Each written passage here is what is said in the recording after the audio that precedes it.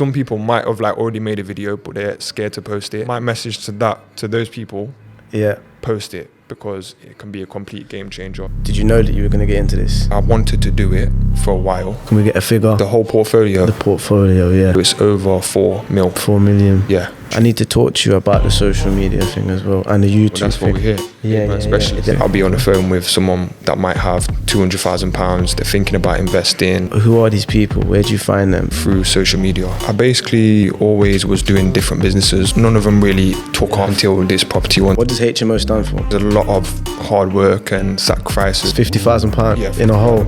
Oh, what's this guy on? The money's coming, it's just late. That's been one difference. I've separated myself by being more authentic. You got £6,000 from D&G? No. Like, this is the crazy thing. I was proper into the law of attraction. I'd have like the photo of a Ferrari, and I was doing the visioning, and I missed the biggest thing. It's powerful in 2023. Yeah. You need to.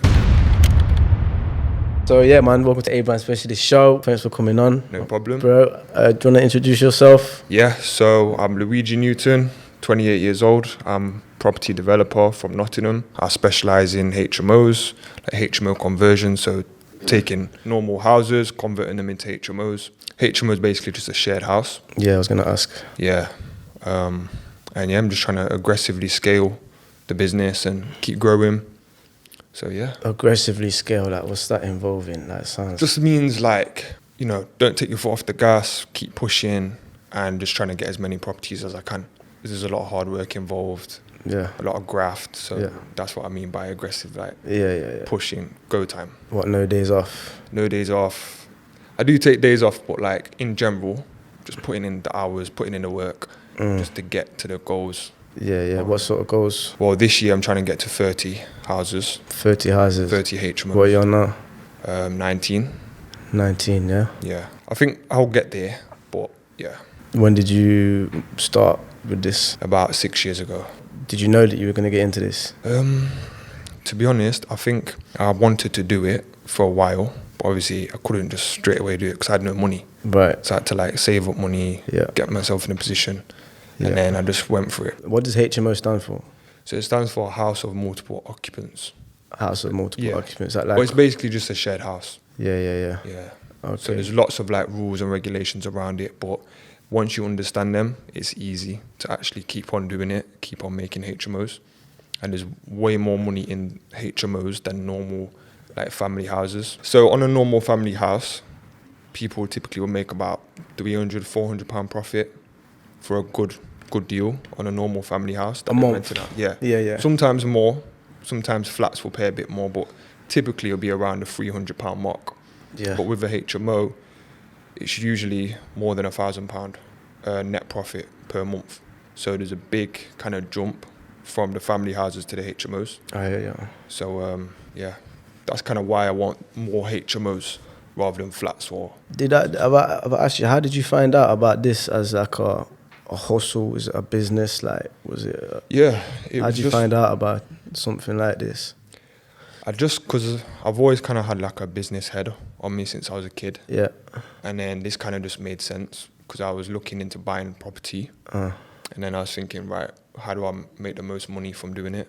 And then I found out about HMOs. So you were looking into buying property, but you had no money? Yeah. How does that work? It didn't work. I just had to save and graft until I was able.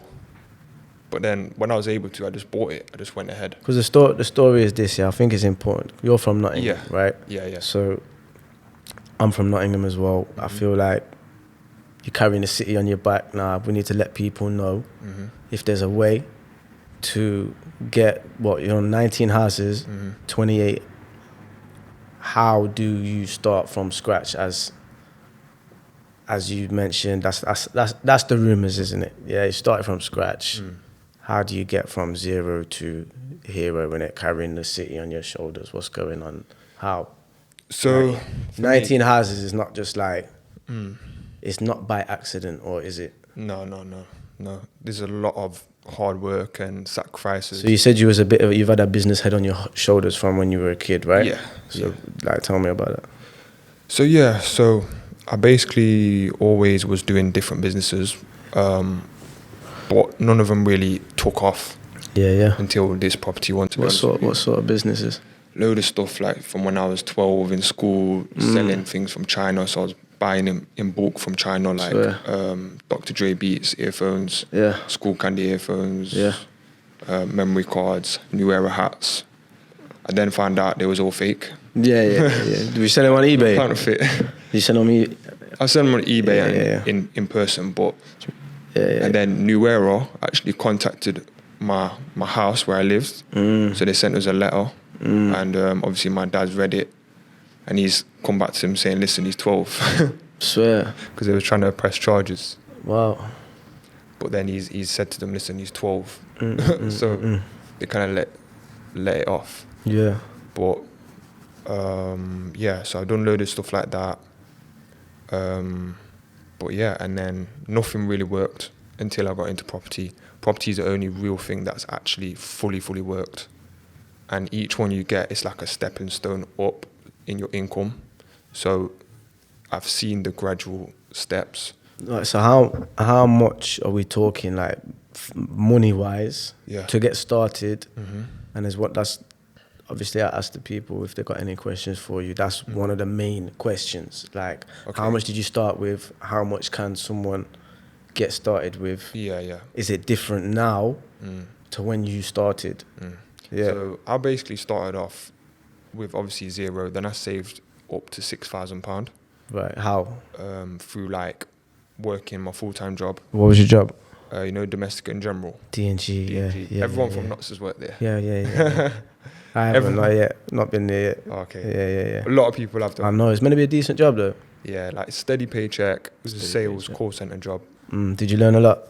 Any transferable skills? Definitely. Like, excuse me, on the sales side, 100%.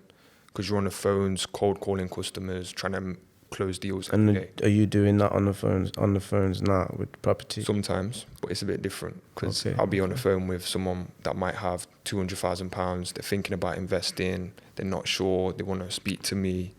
So that's a different kind of sales. Who's on the phone? You know, when you're chatting to someone on the phone that's got £200,000. Who are these people? Where do you find them? Typically, these are people that have found me through social media. Okay. Through YouTube. I need to talk to you about the social media thing as well and the YouTube. That's what we're here. Yeah. 100%. Go on.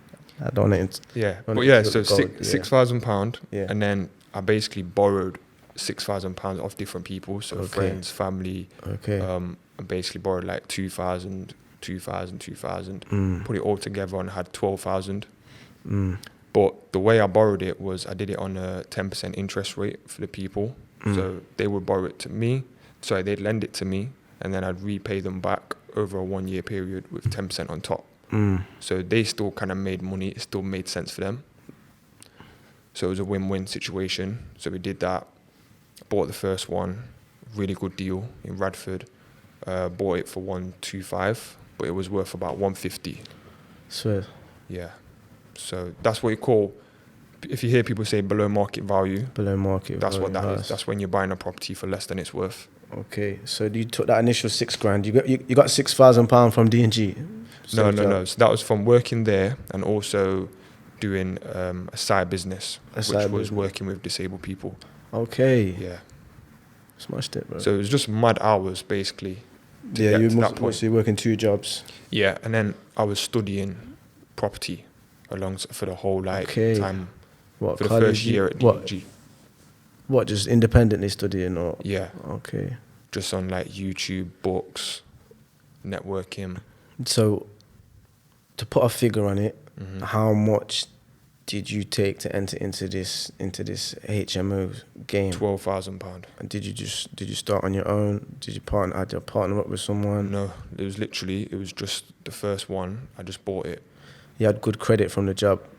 Yeah, good credit from the job, steady paycheck from the job. So obviously the mortgage companies like that. Yeah. So how important is good credit? Would you recommend, what process would you recommend someone to go through? Get a job, 9 to 5, build credit, save P, borrow it, invest. All of that. So literally, I'd recommend for people to do exactly that. Get a job, as high paid job as you can. Also, if you have any side businesses that will definitely make money, do that as well. Just, you know, put in the hours, graft, save up, and if you need to, then borrow some money. But if you've got enough to do it yourself, then obviously do it yourself. I didn't, so I had to like scrape the money together. But it worked out all right. What's a joint venture? Yeah, good question. So joint venture is basically when you team up with somebody and you buy a property with them. So the way I do it is my business partners, my joint venture partners, they will fund 100% of the deal, and then I'll do all the work. So I'll find the deal, I'll manage the refurb, I'll manage the property managers, and then we split the profit 50-50. Okay.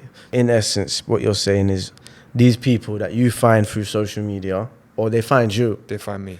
See, that's the thing about socials. It's like you're sowing the seeds, and then based on the content that you put out, someone will digest it. It's like time travel, because you post it, and then a week later, a month later, a year later, someone will find it, and sometimes like 3 years later. 3 years later, and reach out to you. So that's so how powerful has social media been or beneficial to you? And would you say that you have a brand? 100%. How would you define a brand, your brand? And I'd say for me, it's a personal brand. Yeah. Because whatever I do, I'm always trying to be on the actual camera, talking about it. I don't just go and like film my properties and my projects. I'm on the shot, I'm talking, I'm engaging, you know, with the followers or people watching my YouTube. So for me, it's been massive game changer. Having a personal brand, I would not have 19 at the moment without doing YouTube and social media. Definitely wouldn't. Why did you decide to do it? Like, were you just like, just want to be in front of the camera? Nah. I was scared. I was shy. I didn't even want to do it. You were shy. I was like, my first video, I thought, yo, you look stupid. I didn't even want to post it. But I was at that point where I was so broke and so unhappy with my situation. Yeah. That's crazy. I need to change. Yeah. You know what? Yeah. You either laugh or you cry, innit? That's it. Yeah. So don't. And I feel like sometimes you gotta feel that. What you just said, like, is people need to feel it if they want to see a change. Because you're either happy with your situation, or you're gonna just stay where you are. Or feel like you need to do something that you haven't done before. And for you, why did YouTube and making videos like come into your mind? Did you know that it was going to do something? Did you have a hunch, or did you see someone doing something? Or you know what it was? When I was I appreciate you giving us this information as well, no man. Serious. Hopefully it helps some people. Yeah, that might be on the fence, because I know some people. It's interesting to hear as well, like what you've gone through to get to where you are. Because I know some people probably on the fence, like they might have already made a video. One sec. Yeah. Luigi's in the building, man. I can't salute him. We're here. I know, because some people might have like already made a video, but they're scared to post it. Yeah. But my message to those people, post it, because it can be a complete game changer. You don't know what it's going to lead to. It opens up so many doors, and having a personal brand is powerful in 2023. Yeah, you need to. You're locked into A Brand Specialist. Just a quick reminder, if you're building a business or a brand, then you know that you need to be seen. Creating content around what you're doing allows you to find an audience, document your journey, establish yourself as an authority, market your products. So if you need help creating content or advice on how to go about it, make sure that you get in touch today. Now, without further ado, back to the content. Yeah, man. Any business, whatever you're doing, you have to use social media. Yeah, man. I mean, I laugh because I can relate. I can relate to wanting to see something happen, you know, to progress in life or change your situation. And also, like you said, you had to get over the feeling of not even wanting to post or looking stupid or caring what people think? Was that a thing to you, or I not think so for me, I much? wanted to be that low key guy. Yeah. That guy that's kind of, not out there. I didn't Yeah. really like putting myself out there like that. I was never really on social media before I started. I was a bit, but nothing. Like, I wasn't trying to get seen. But then it was like, I went on YouTube whilst I was studying about property, and I seen a lot of other property developers that was actually doing YouTube videos. And obviously I was watching and learning from them. And I think subconsciously I just thought I could do that. I'd be good at that. Like talking and explaining stuff. And so I just basically started. But my first video is still on my YouTube channel now, and I'm literally like, I've seen it, I scrolled down. Yeah. So I kept it on there, but it shows the progression of your confidence. Because when I started, I just wasn't that confident on the camera. How important is something like confidence, or how do you become confident I think it's about, in life or in what you're doing? I think it's just about experience. Because, you can tell yourself, I'm confident, but, if you're doing something new, you need to just keep doing it, fail a couple of times. You learn how to get better, fail some more, you keep learning, and then your confidence slowly builds. It's not something what's like overnight. I think building confidence takes time in anything what you're doing, innit? I don't think it's just like overnight. So how did you feel after you posted that first YouTube video, and you was perhaps not the confident person, not as wealthy? On camera, yeah.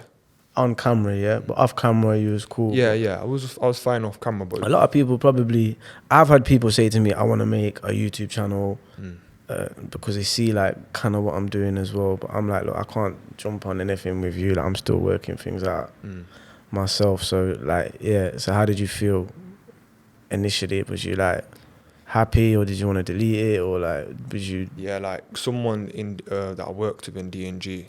So you posted these videos while you're still at D&G? Yeah. Did you buy your first property when you were still working? Yeah, so I worked at D&G. I've worked a load of jobs. Wow. Like cinema, that was my first job, cinema, sweeping popcorn. Yeah. I've obviously done a lot of support work with disabled people. Yeah.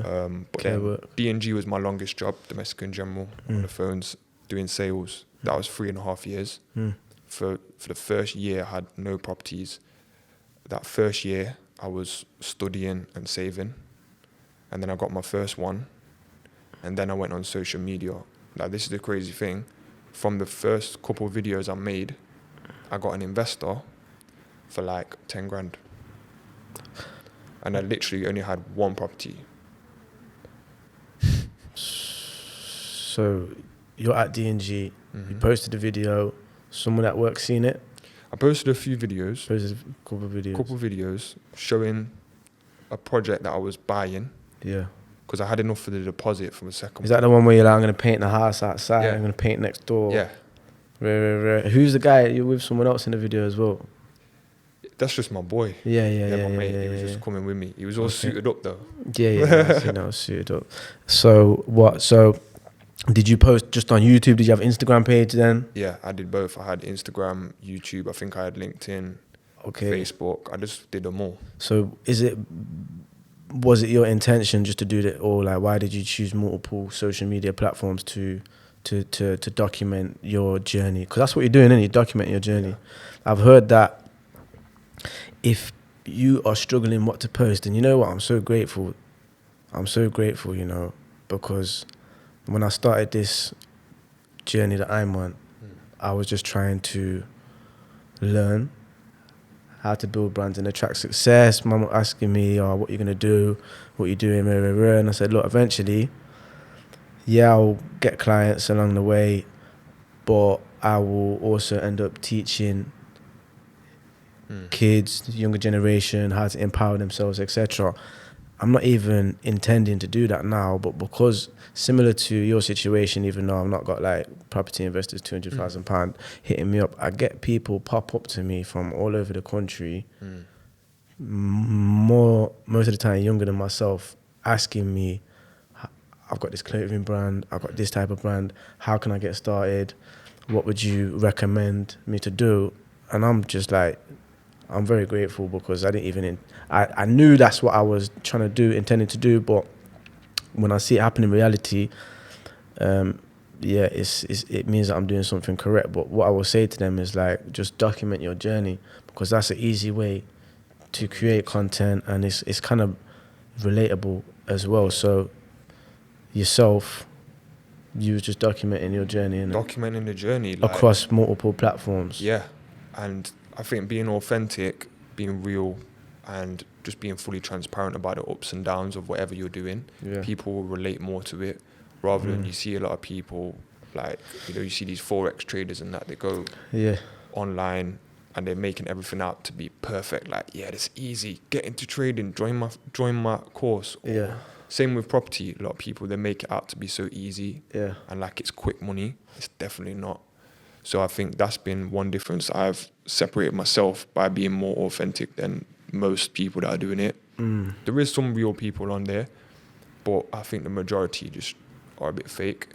They just try and act like everything's perfect and easy and quick, but it's not that. So what I was going to say, I've got 2 questions for you now, based off what you just said,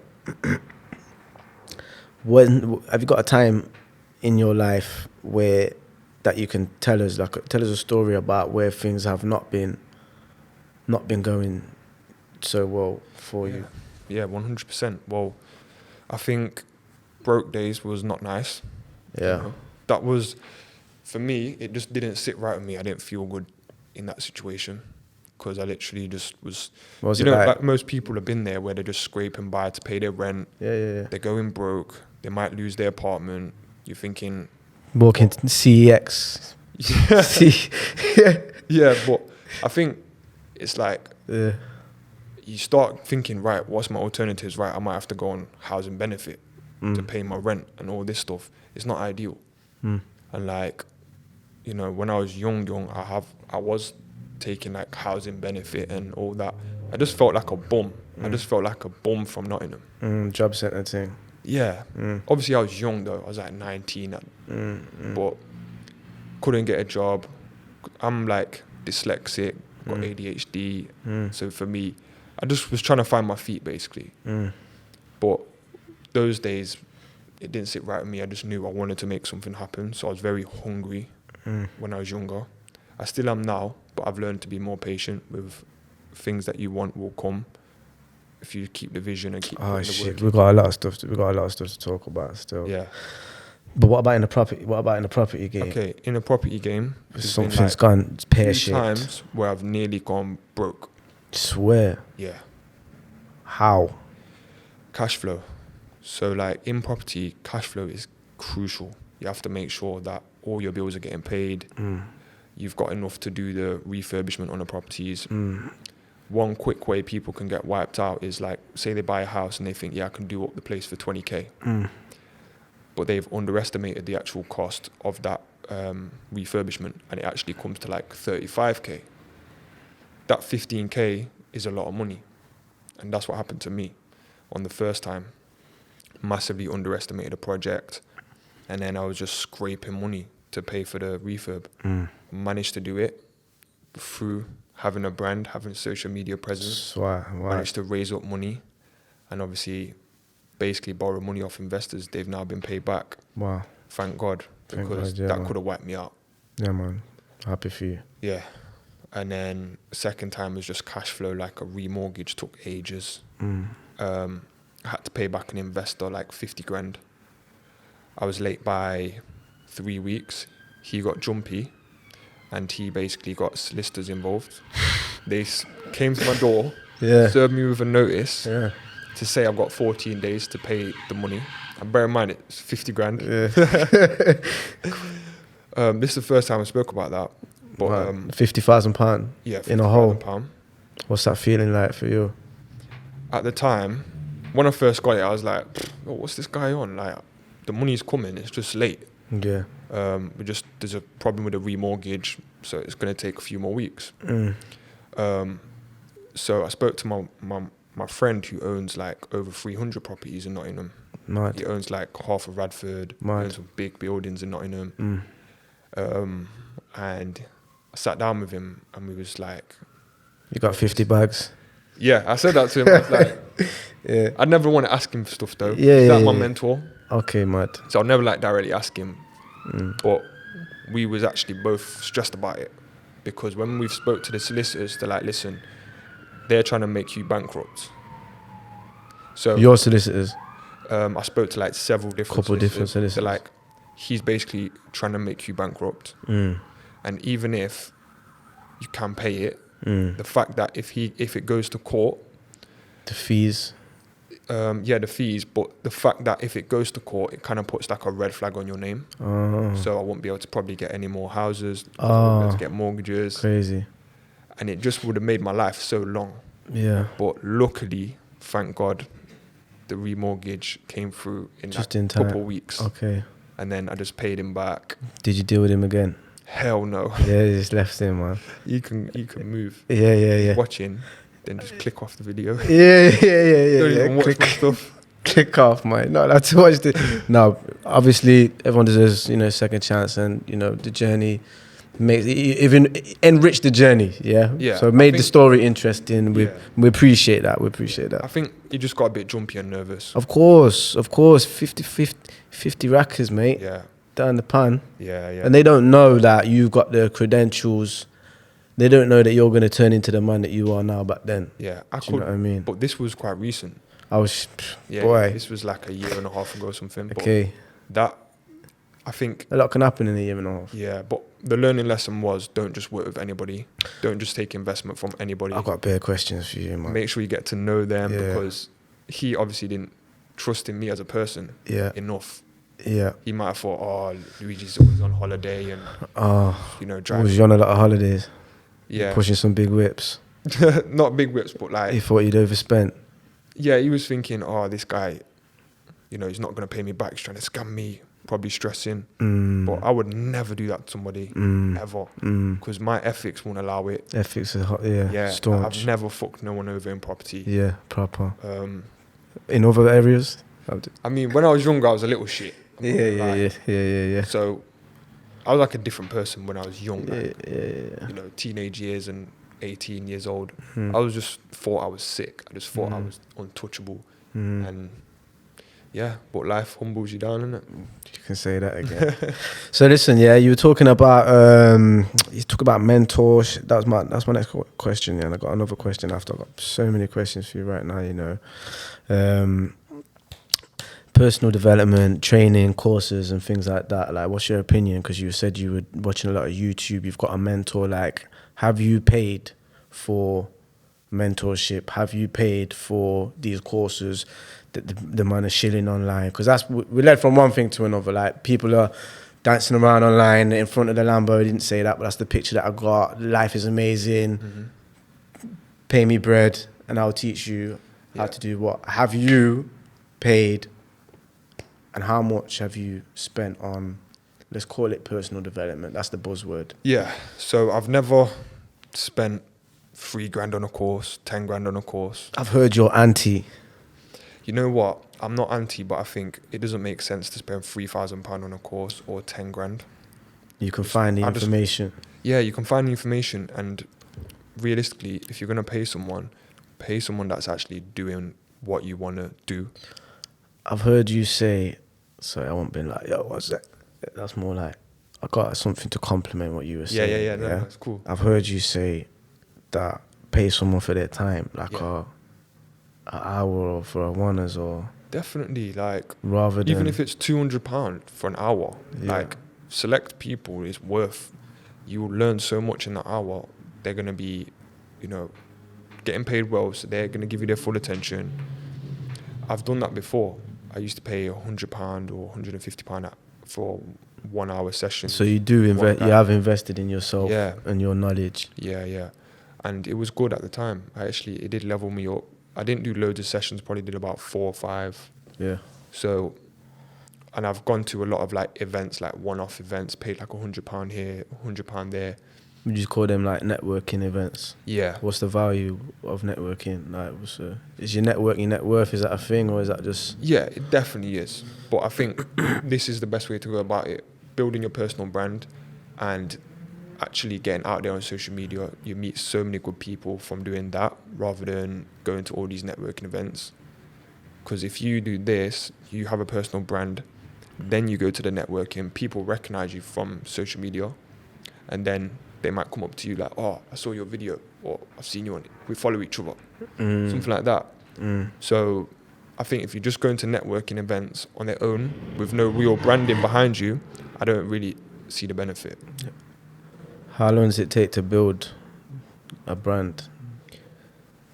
Well, a good brand, a long time. But you can get started straight away. Like, you know, you can get your logo, you can get your first couple of videos, you can get out there straight away. But it obviously takes time to build the credibility and the following and the good content. Because you're kind of finding your feet. So you're talking about a logo, you're talking about content, name. Why didn't you just go with any name? Like, how did you come up with your name? Truthfully, I was just... and have you changed it? As your brand changed, developed? Yeah. I mean, truthfully, with the name, I was just brainstorming with someone and like, you know, I came up with capital. I like the word capital. And then I just put my initials, LN Capital. Yeah. But even that's not an ideal name because everyone reads it out as in capital. You know, because the L, like when you type an L, it's not always like that. Sometimes it's just the one line. So people missay it. So it's not even an ideal name, but it works. It's fine. Yeah. Just something to move forward with, get the ball rolling. And even though people are mispronouncing your brand name, you're still sitting here, A Brand Specialist Show, 19 properties deep. We're talking mills. I seen the little headline. Can we get a figure? What, the whole portfolio? The portfolio, yeah. You know what? I've not even calculated it since last time, but I know it's over 4 mil. 4 million. Yeah. But keep in mind, that's not all my money because when we're using mortgages, like if we was to sell them all now, I wouldn't be walking away with 4 mil. Do you know what I mean? Because I have mortgages on most of the properties. So... But That's you also have your equity. portfolio. You also have your equity as well. Tell us about it. Yeah, tell us. Yeah, so like basically what would happen is, say if I sold all 19 now, the bank would get paid back first. So any mortgages on the properties, like it's like Monopoly. Literally, the bank would get paid first, and then anything left is my equity, and that would obviously go to myself. So that's how that works. You learned a lot in the last couple of years. Yeah, for sure. But the bank will never let you like have tiny amounts of equity. They always want you to have like 25% of the property's value in equity. Before buying or? When you're buying. When you're buying a property, yeah. But with me, I'm looking to keep the properties for like 20, 30 years. And all my joint venture partners, they're on the same stuff. They want to keep it long term. And obviously, properties typically double in value every 10 years. So hopefully in 20, 30 years, all these properties will be worth X amount and we only paid X amount. All right, cool. So you're making P from properties, right? Are you making money from social media? Yeah, I'm making money through social media. Not as much as I want. Like what way, shape or form? So I'm very open. I'll talk about numbers and figures. With me, I've had the goal of trying to make $2,000 a month through social media. I've had this goal for a while and I've still not hit it. So it is a goal of mine for this year to make it happen. But right now, I'm gonna hit you up still at the start of next year and see. Yeah. With you. Hey, I might need some specialist help from you. Brother, I'm here, to make it happen. Anytime. Yeah, let me know, man. 100%. Yeah. I got a lot of will talk me. Yeah, we'll talk after. AI, bro, is doing bits. Trust me. Let me know what you need. Yeah. I got you, man. So go on. But right now the YouTube's making £750 roughly, £750 a month. Yeah. It fluctuated the most it's made in a month is like 1,100. Come on. But then it went all the way down to like £130. At what level of subscribers are you talking here? So for the first 3 years, I made pennies. Are you still making P? I think they've changed the amount of subscribers and the watch time that you need now. You need 500, whereas when you started, it was like 1,000 hours, 4,000 hours watch time. Yeah. So that took me like 2 years just to get monetized on YouTube. So this is me posting regular videos. How regular? Not every week, because it was quite hard for me to do that, but definitely 1 or 2 a month. Definitely. You got to rate it, because some people might say, look, you got this property empire that you're building, early stages, and you're still going at these other goals, the social media goals as well. I got a load of goals, social media goals. Do you write goals down? Yeah, like they're on my screensaver on my phone. You're lying. So there's a big list of like... My screensaver's my dog, man. Yo. But like, I've got different stuff. So personal goals, fitness goals, business goals, money goals, everything. I think it's so important, because if you don't write something down, it's way less likely to happen. Mad, I've heard. Yeah. You believe in the manifestation, right? Yeah, 100%. If you got I asked everyone this, like tips, like what's the process for manifestation? Yeah, so for me, it's just about being super clear on what you want. Yeah. So like having a vision of what exactly it is that you want, and then just holding on to that vision and basically working towards it every day. Because when I was like 17, I was proper into the law of attraction. So I'd have like the photo of a Ferrari, and you know, I was doing the visioning and doing the meditation work. But I missed the biggest thing, is the action. I thought I can just vision it and it's gonna come. Yeah. Nothing came. Yeah. I did this for like 2 years when I was young. Yeah. Nothing happened. Yeah. I was on housing benefit just to pay my rent. Meditating away. Yeah. Yeah. And I was like, no. But then I realized, okay, you have to put in the work. Yeah. And I learned that through watching a podcast. Okay. This billionaire or someone like big said it, and I was like, oh, that's where I've been fucking up. Yeah. I didn't do the work. I just did the visioning. Yeah, I hear that still. So what, are you a podcast man, or you read books or audio books, or what you saying? You know what? Any recommended? I've only read 3 books in my whole life. Well, not my whole life, but like my adult. Yeah. Busy. Obviously in school, like they made us read. Yeah. But I've got dyslexia, so for me it's about audiobooks, podcasts. Yeah, man. I just got into that. I've just got into the audiobooks, realizing that you can digest way more. Yeah. I'm on the podcast thing. Obviously, my podcast thing is learning, whatever. But very recently, like you've got them like titles where in your industry people would recommend a certain book or whatever, and you can audiobook, download it and stuff like that. So any recommendations or? Yeah, so first one I'd say Rich Dad Poor Dad by Robert Kiyosaki. Bang up. Yeah, really good book. It's really good for your mindset, and anyone that's, say if you're in a bad financial position, it helps you to shift your mindset on looking on good debt versus bad debt. Yeah. Because that was a game changer for me. Because you know, like a lot of people, if you get them to ask their mum about a mortgage, most of their goals is to pay off their mortgage. Everyone's like, I just want to pay off my mortgage. But realistically, you don't need to keep on paying off your mortgage. You might as well use that money and buy more houses rather than trying to pay off a mortgage to be mortgage free. You might as well use good debt. But anyway, check out that book. Rich and Dad they'll Poor explain Dad. it better than I just did. Yeah. No. Makes sense. What else? What's next? I'd say just podcast. I'd say check out my YouTube channel. Yeah. If you want to learn about property. What is it? What's your YouTube channel? It's LN Capital. Yeah. Check out Sad Hussein.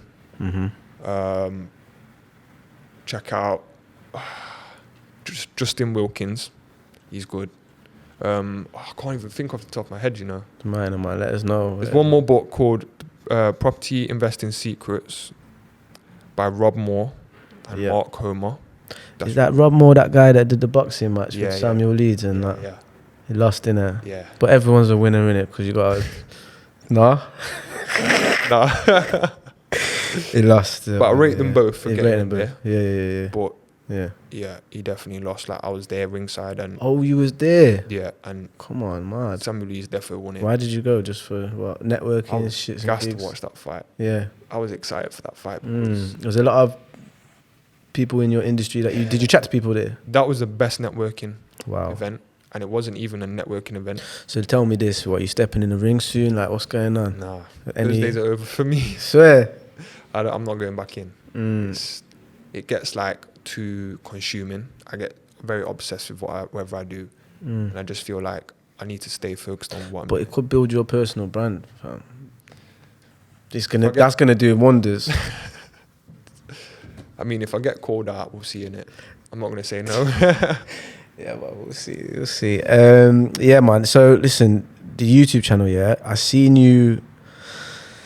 Look, you got these billionaire manifestation videos. So they pay me the money. Yeah. They pay me the money. They're doing some numbers. Yeah, and I've got a feeling, and my gut feeling saying if I stay consistent with them, I can get the revenue goal to where it wants to be. Hopefully more, because I had one video that took off. It got 500k views, and that paid me like $6,000. But obviously, it comes in monthly. But yeah, that's just off one video for 500k views, so it gives people an idea on what kind of revenue they can get. Where do you promote? Do you have to promote them, or No. is it just it's organic? It's literally just post it on YouTube and see what happens. Yeah. Because but I think it's all about having a right good title and thumbnail and idea. Because yeah, you need people to click and watch. I video called you pocket dialed by accident Yeah. the other day, and you was on your computer, right, editing a video yourself. Yeah. So you got all this stuff to be taken care of. Why are you bothering to learn a skill like video editing? You know what it is? I feel like because I've got 19 properties right now, I've only got 11 of them are fully let. The other ones, I'm refurbishing them or they're about to be let. So right now, I don't have a massive budget to be paying my videographers. And ideal situation, I'd have like a spare $3-4 a month that I can just allocate to videography and get all that done to the top level. But right now I'm not there. So sometimes I step in and do little bits. I have an editor, he sends it me, and then I'll just do the last final cut. Little touches. Yeah. That's But it good. works. It's all right because I've got the time to do it. But I've got a personal assistant as well. But that helps me to free up my time so I can do stuff like that. Because if I didn't have her, I wouldn't be able to do like any editing. I wouldn't have time. So obviously, videos and editing is important to you. Yeah, it's definitely important. I'm gonna ask you some questions, yeah, Yeah. from the Yeah. people. People in Nottingham want to know, and outside of Nottingham as well. Got Oxford asking you some questions as well. Yeah. So how much did you start with before going into property? We know that one. Yeah. Is it- First property cost 12 grand to get in. I saved up 6 grand, borrowed 6 grand. And yeah, 12k for the first deal. And that's realistic for people nowadays. It's still doable. They'll be buying a 100k house, 5% deposit, 10% deposit. The rest will be legal fees, no stamp duty if this is the first house. But it's got to be residential, so they have to actually live there. £12,000. We're talking. Yeah, It's got to be residential, so you got to live residential there. mortgage. Yeah, All right, so I'm gonna skip to that. This is my Oxford. yeah. This is my mate from Oxford. So he's saying like, we got to get this right as well. Can you do residential? Is that a rent to rent, or can you do buy to rent, or can you do rent to rent and benefit from a rent a room scheme, which is where you're getting tax? So he's saying on a Allowances. rent-to-rent deal, can you Yeah. use a rent-a-room scheme? Yeah. I don't believe so because I think the rent-a-room scheme is if you own a property, You own a property. you live there, and then you rent out some of the rooms. Can you do buy to rent? Yeah, so you can buy a property, rent out some of the rooms, and use that scheme. It's just like a tax saving. Giving them Make tax-free money, basically. giving them gems right now. Do you know about the renters reform bill? The renters reform bill, no. Section 21 evictions, where it's not the tenant's fault. how it's causing issues for landlords. I don't know. Let's talk about evictions. Like, has that ever been a problem? Has that been something you have to deal with? I was speaking with my main letting agent, because with me, all the properties, a lot of them, I lease them to housing providers. The reason I do it is because we make more profit that way, typically, because they'll cover all the bills. So I don't have to pay the energy bills. I don't have to pay council tax. Everything gets paid by them. And they'll just give us a guaranteed rent. They also cover the maintenance as well. So we know how much we're going to get per month. So on a typical 4-bed HMO, we make like £1,200 roughly. On a 6-bed, it would be around, I don't know, £1,800 on a 6-bed. So we know what we're going to walk away with per month. So most of them, well, a lot of them I give to different lease providers, but then I also have working professionals, tenants in the HMOs, also have students. So what was the question? Sorry, bro. So are you dealing with these evictions, or is the housing provider just dealing with them and kicking the people out? So I've never had an eviction. I've never had to go through court. I'm ready for it though. Like, bring it on. Yeah. You know, I'll give you a CCJ. Yeah, but it's difficult to get. It's difficult. Is it causing issues for landlords? It's never caused me an issue, because I think I've got good letting agents, and they manage to do like a mutual termination. Say if someone's like, we want them out, basically they'll go and speak to them, and like they'll word it up in the right way, and they basically make them sign, like, they don't make them, but usually they'll like mutually agree for them to leave.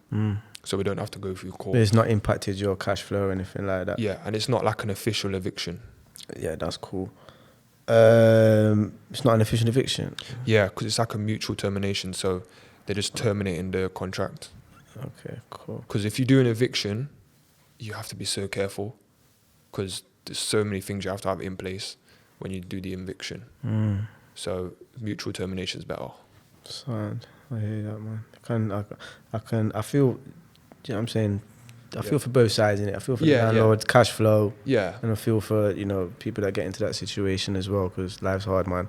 Yeah. Someone said, why HMOs? More money, in short. They make more money per month, like cash flow. So the building, this is what I learned off your YouTube channel as well. Everybody tune in, Luigi's YouTube channel. Learn some stuff I have already. Yeah. The property next door, which is the same size, on the same street, looks the same, will command a lower value than the property that has been converted into a HMO. Yeah, for sure. Yeah. And that's why? Because obviously it's hard to do a HMO. It's not something what anyone can just do quickly. There's a lot of regulations. Yeah. You do have to, be very clued up to do a HMO conversion. It's all you can definitely learn it. Yeah. But it's just quite a specialist thing to turn a house into like an official licensed HMO. Sometimes it needs planning permission. Yeah. So there's a lot to it. So not everyone can just do it. So it adds a lot of value to the property. And also it's like a mini business because it's producing income. So say this house might be producing £700 a month. This house is producing £3,000 a month as a 6-bed HMO. Obviously you can see this will be worth more than the one that's producing 700. Okay, so we've got another question. This is just 2 more questions, yeah, bro.